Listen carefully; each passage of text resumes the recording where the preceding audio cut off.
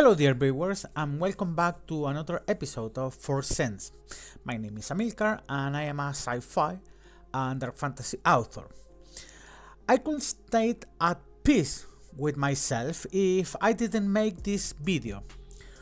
Quite frankly, Star Trek Starfleet Academy is by far the worst series I have ever watched in my life. Beyond being a pure Grey's Anatomy in space knockoff, this isn't really a science fiction series in the strict sense.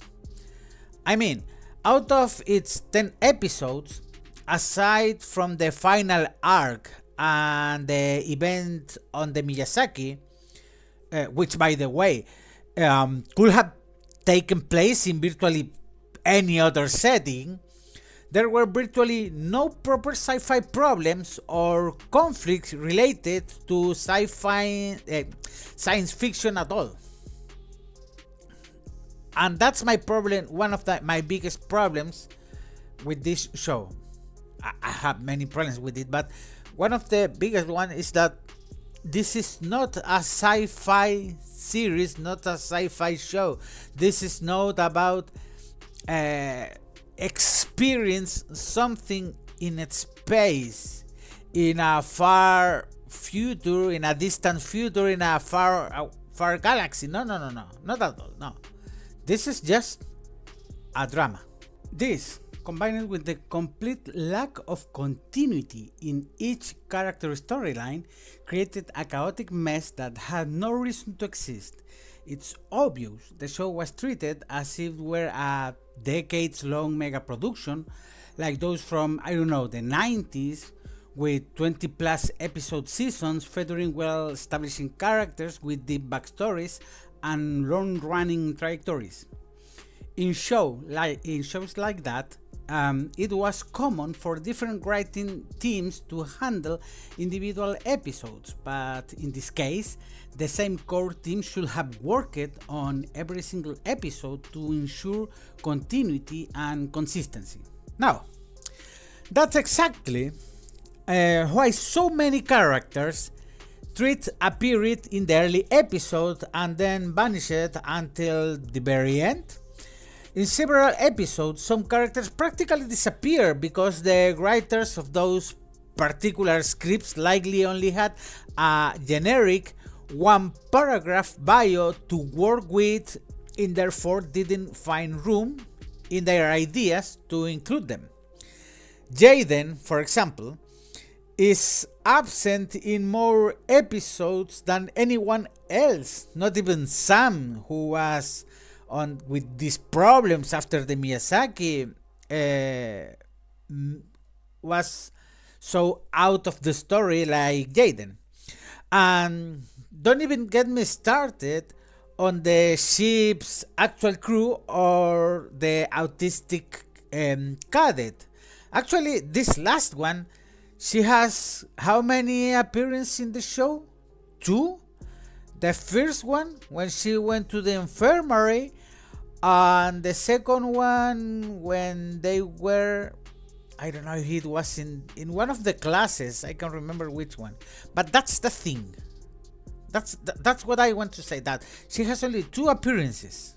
Worse still, characters like the latter felt like I don't know, little more than inclusion checkboxes to tick off than anything else.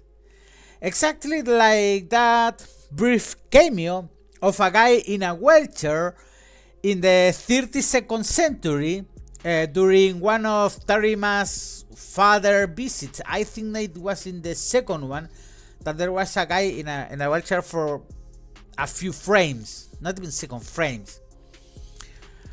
And as I said, many things in this show, they just feel it that way, like check boxes to tick off. And I can understand that because I believe that Hollywood in general if just allowing certain shows, what I want to say, to get some awards in Hollywood, you need to have some checkboxes. And if you don't have those checkboxes, you cannot receive an award from the Hollywood community. And if you ask me, that was the meaning of this show, just to get rewards from the community, because for them that's the most important thing. They don't care. These people, you need to understand, these people don't care about the fans. They don't care about you. They don't care about what do you want. They only care about feeling good, about feeling okay with themselves. And this is the thing, details like this are what turned this entire series into a little more than a 10-episode long piece of propaganda, where the writers spend more time patting each other on the back and inserting themselves than actually crafting a science fiction story meant for decades-long fans. Because this is the thing, they don't care about you, they don't care about me, they don't care about the people who make this show how it is today. They don't care about those millions and millions of persons, of fans, of sci-fi fans who were watching these shows from the beginning, and they say this is magnificent. Because how many sci-fi shows have been out there, and among all of them, I can see, I don't know, hundreds, if not thousands. Just a few of them became legends, like Star Trek, like Star Wars, like Doctor Who. And that's the thing, that the creators, the showrunners, the companies who own these franchises, they are looking for this unicorn, because someone told them this unicorn is real. Call it modern audience. And this is the thing, they don't exist. You can only find them in places like X or Twitter, if you want to call it that way. And yes, so you can have a trailer, and you can see that trailer have hundreds of thousands of likes and a lot of comments down the video saying, oh, this is what we want, this is magnificent, this is great, and blah blah blah blah. But at the end of the day, they don't buy the product because they don't care, because they are not real fans, because they only care about optics. And that's the reality. So, having said all that, I think it would be unfair, at least in my view, to simply declare that it was bad or it was a bad show and leave it that way. That's why I want to do a final analysis, if you are with me, and what it could have been. Breakdown for each of the main characters to make it clear that a far better show could have been made using the very few foundations they themselves provide, without having to drastically change most of the original backstories. What I want to say is, I'm gonna make a what if with the same backgrounds they established for most of the characters. Nala Ak. And I think that that's the proper pronunciation of her name. I don't know, but yeah. All that I know is that I've been pronouncing her name in the wrong way. Anyway, Instead of the careless, disinterested person we saw on screen, she should have been an extremely conservative, rule-bound character. Now, why is this? Because she ignored her son's SOS call. So, she should have clung fiercely to the belief that rules are what hold the world together. She should have been strict and calculating, repeating to herself every day like a mantra that she did the right thing by letting her son die in the name of duty. That way, her character would have been the complete opposite of what we got. Someone rigidly attached to regulations, shielding herself with the idea that the good of the many outweighed the good of the few or the one. Now, you can ask, why? Because that's what in psychology it's called survival tools. In many cases, when people go through something really traumatic, they develop this kind of tools to keep going with their own life, repeating to themselves, I did the right thing. It was the right call. That's why this background could be really great for her character development, and not just an emotional tool to use in time to time. Caleb Mir, as I said before, he's one of the characters I like it the most. I'm not saying that he's a good character. I mean, among all those, this is one of my favorites. So, about him, I think that he should have carried such a burning resentment toward the Federation that it consumed him from the inside. Yet, having survived in a hostile war from a very young age, he should have been a true chameleon, hiding his real intentions, acting friendly toward everyone, but constantly in every episode and every opportunity looking for ways to not only to find his mother, but to destroy both Nala and the Federation itself, whom he saw as his sworn enemies for tearing him away from his mother. That approach would have made him a charismatic, deceitful villain, something akin to Loki in the Avengers, with his true motives only revealed in the final episode. There, we will have learned he was actually a spy working for Null Braca, who, using his intelligence network, knew Nala was searching for Caleb and therefore orchestrated everything that happened aboard the Athena starting from episode 2 or 3. That way, that will... Oh, this kind of characters, I like it. I like it a lot. Because there is a consequence between them and their background.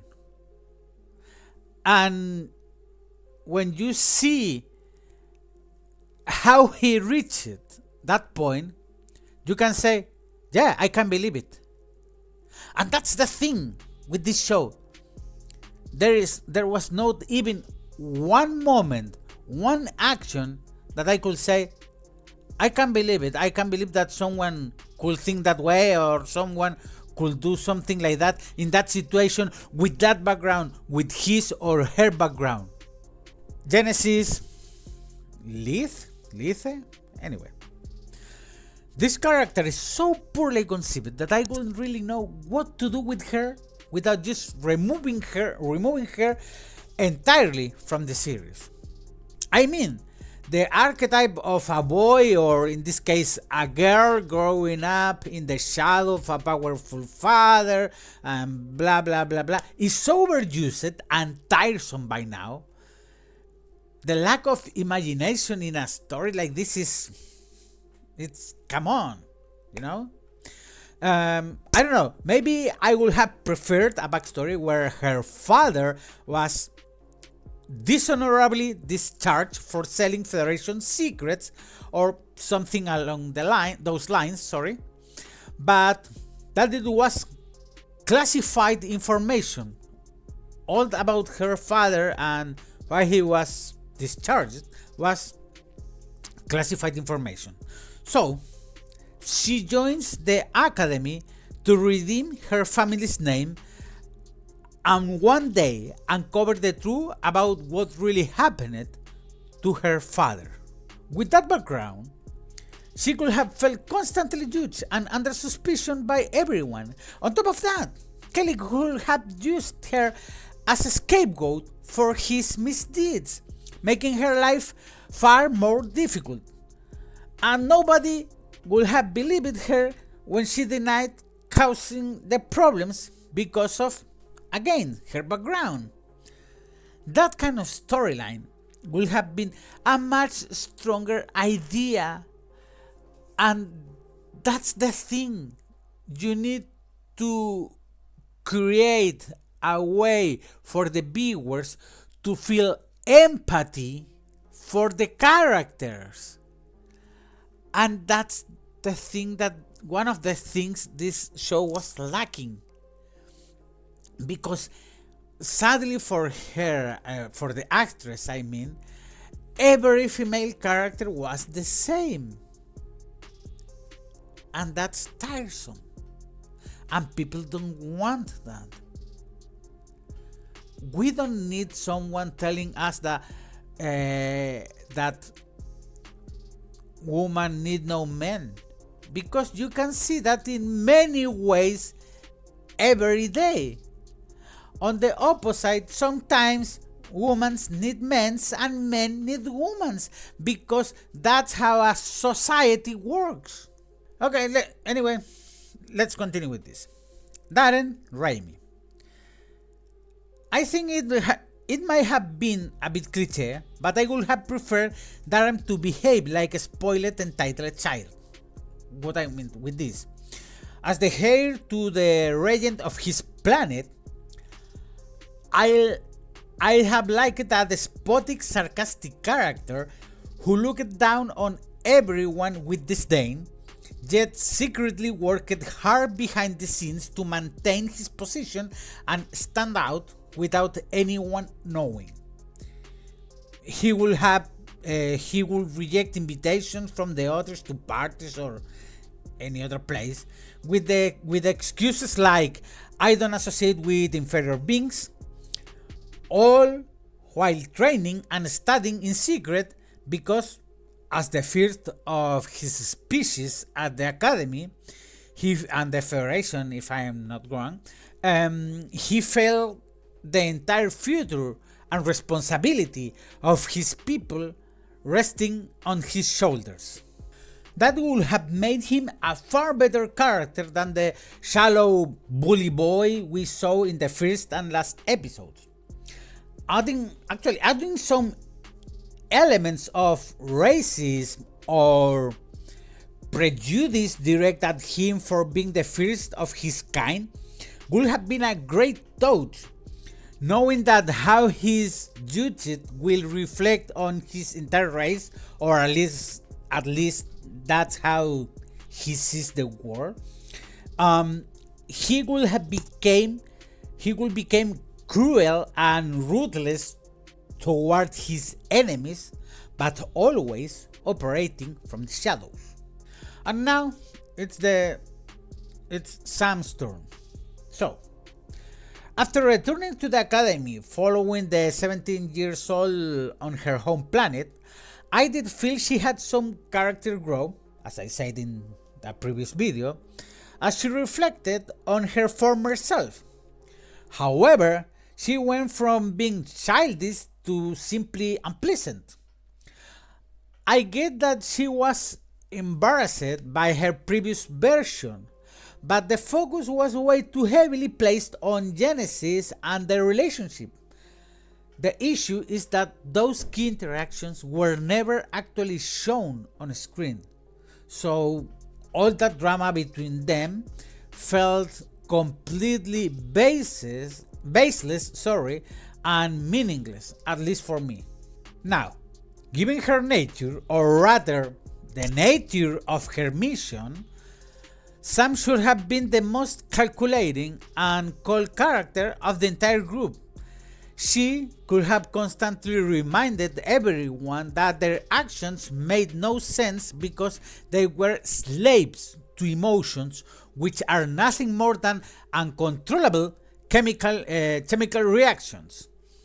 Moreover, she should have been far more involved in Federation levels matters than Academy drama, since her real job was to determine whether organics are trustworthy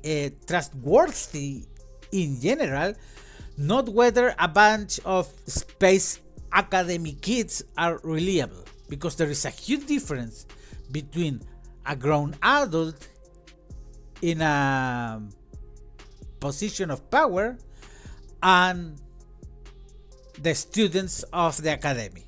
There is a universe between both groups of people, and that's why she could have been an aloof character, not out of personal arrogance, but simply due to her lack of emotions. That would have created a much more interesting dynamic of detached analysis and observation rather than friendship and camaraderie. Now, one of the most wasted backgrounds, Jaden Crack. I said it once and I'll stand by it. This character could have had an incredible backstory, especially if they want to make him a gay character. I mean the showrunners and the producers.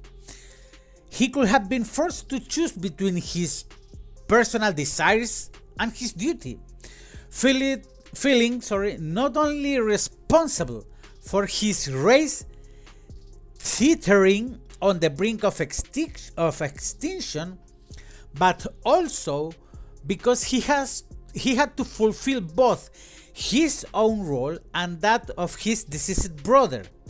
The brother's death could have been created a deep internal conflict, leading him to reject his sexuality for the sake of his people. On top of that, he could have clashed with other Klingons who criticized him for choosing not to kill and becoming a doctor instead, a medical assistant or whatever he wanna be. And because of that, the moral and ethical dilemmas he could have faced with that kind of background would have been truly compelling, but unfortunately, they reduced him to the gay Klingon who only showed up in gay-related situations. Otherwise, he just took up space and air in the show. And now, let's go with Tarima. Two things. First, you need to remember that I'm creating these new backgrounds based on the backgrounds of the other characters I'm creating, because I'm building a whole universe, a universe of interactions between the characters, okay? Second, one of the biggest problems with this character is that not even the showrunners, not the writers, know how the empath powers work. And as I said, that's one of the biggest problems with this character in particular. So, she should have been a true empath, not a full telepath or a psychic. No. She should have felt uncomfortable around Caleb because she could sense his animosity, creating a complete contrast between his intentions and his actions, forcing him to keep his distance since she could literally feel what he was feeling. Similarly, there would have been frictions between her and Sam, since Sam views emotions as unnecessary for decision making that would have clashed head on with the emotional world Tarima came from. Tarima would have distrusted Sam because she couldn't read her emotions, putting her at a disadvantage. As the daughter of Betaset's president, she would have learned from childhood to use her abilities to manipulate situations and protect herself from potential enemies by reading their emotions and anticipating their intentions. And that's why she would have sought an alliance within the academy with Darren. She would have known that what he said was just a front to protect his people's image, not himself. And as heir to the throne, she would have felt he could understand her better than anyone else. And now, let's go with Nus Braca, my favorite character by far. This was, to my belief, one of the characters with the most potential.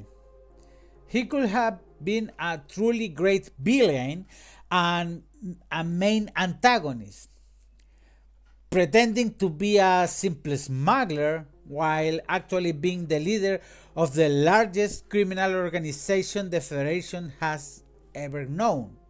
He could have been the Kaiser Sose of Starfleet Academy, with a massive plot twist revealing that everything in Caleb's life was orchestrated by him.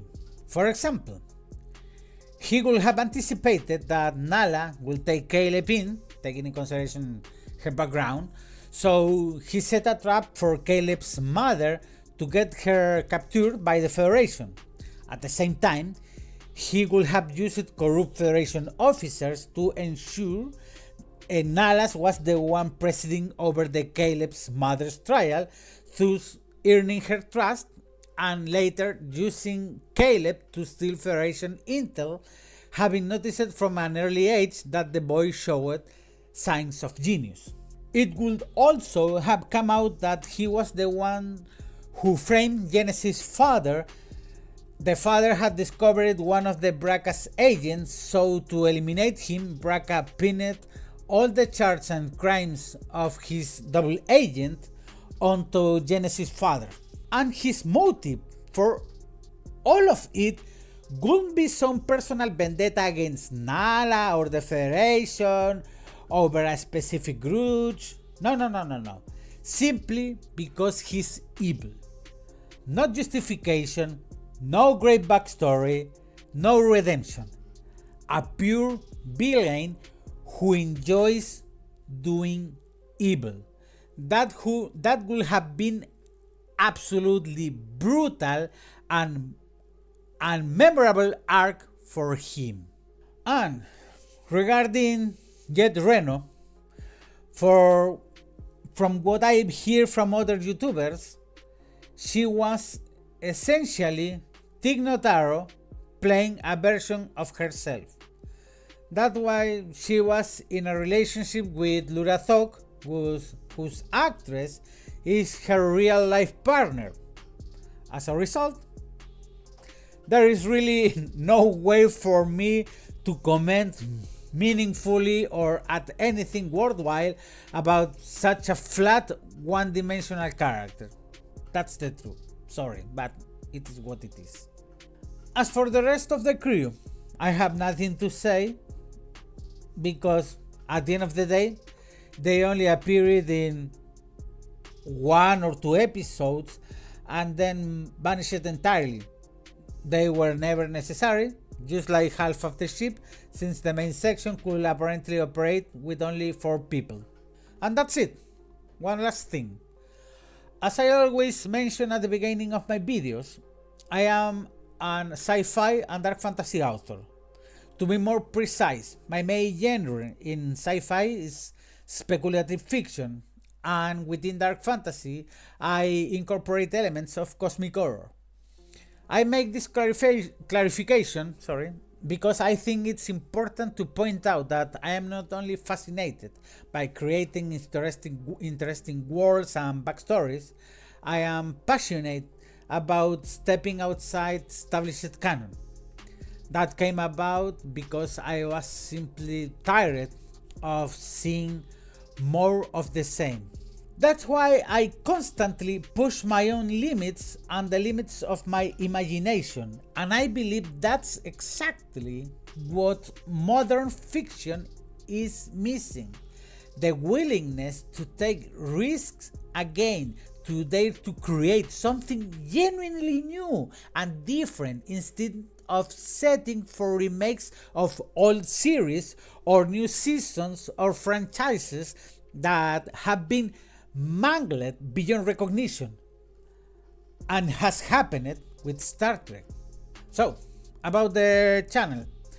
From here on out, we'll try to release videos in shorter formats but with greater frequency, analyzing things like what to expect from upcoming releases.